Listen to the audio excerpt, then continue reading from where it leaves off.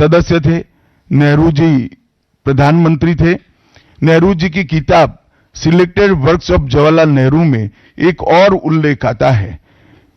नेहरू जी के आश्वासन के बावजूद आंबेडकर जी को कोई महत्वपूर्ण विभाग नहीं दिया गया और ये स्पष्ट इसके अंदर उल्लेख है कि सरकार की नीतियों, विशेषकर विदेश, रक्षा और अनुसूचित जाति और जनजाति से जुड़ी हुई नीतियां और 370 के खिलाफ आंबेडकर जी थे। जब एक और कांग्रेस पार्टी है, बाबा साहेब आंबेडकर का कोई स्मारक जब तक कांग्रेस सत्ता में रही बड़ा नहीं बना। जहां जहां विपक्ष की सरकारें आती गई, स्मारक बनते गए।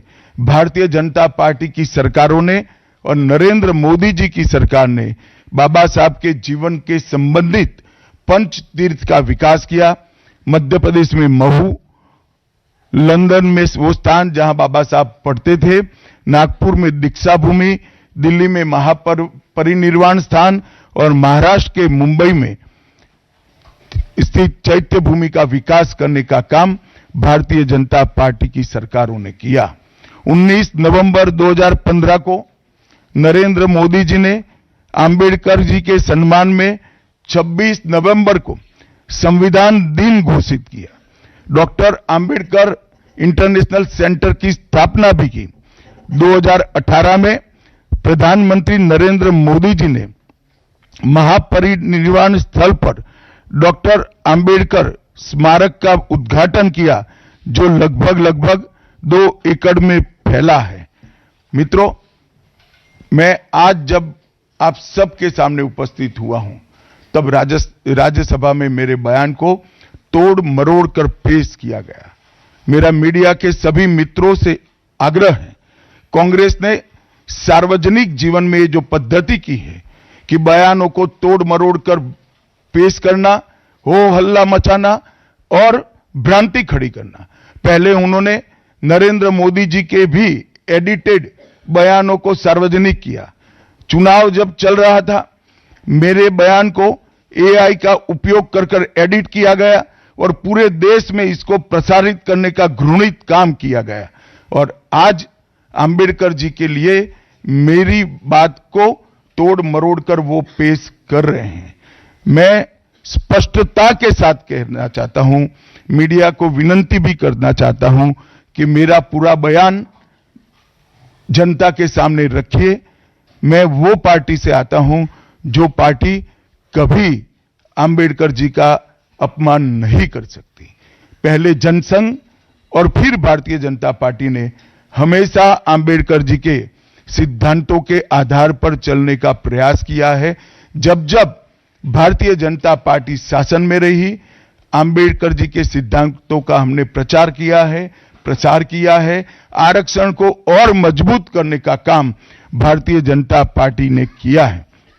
इन्होंने जिस प्रकार से आरक्षण को भी विरोध किया, वो भी हम सब जानते हैं। पिछड़ा वर्ग आयोग, काका साहेब कालेलकर आयोग 53 में बना, 55 में रिपोर्ट आई, आज तक वो रिपोर्ट को लागू नहीं किया गया। 31 दिसंबर 1980 को मंडल आयोग बना, मंडल आयोग की रिपोर्ट आई। 80 में इंदिरा जी ने मंडल आयोग को ठंडे बस्ते में डाल दिया। 90 में जब गैर कांग्रेसी सरकार आई, तब मंडल आयोग की रिपोर्ट लागू हुई।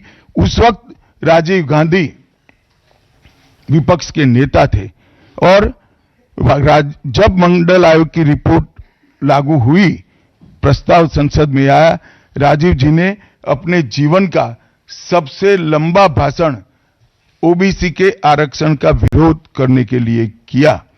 आज मैं फिर से एक बार आग्रह के साथ मीडिया को बताना चाहता हूं, सच्चाई को जनता तक पहुंचाना चाहिए। मेरी पूरी बात बहुत स्पष्टता के साथ, कोई कंफ्यूजन के बगैर राज्यसभा के रिकॉर्ड पर है। आज भारतीय जनता पार्टी के सैकड़ों कार्यकर्ताओं ने ट्वीट कर भी इस सत्य को लोगों के बीच में पहुंचाया है।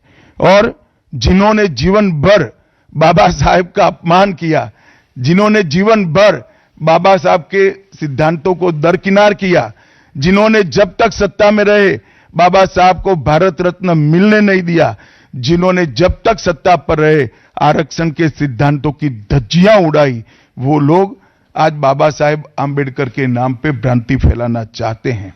मैं कांग्रेस के अध्यक्ष खरगे जी को भी कहना चाहता हूं, खरगे साहब, आपका तो कम से कम दायित्व तो बनता है, क्योंकि आप उस वर्ग से आते हो जो वर्ग के लिए बाबा साहब आंबेडकर जी ने पूरा जीवन समर्पित किया।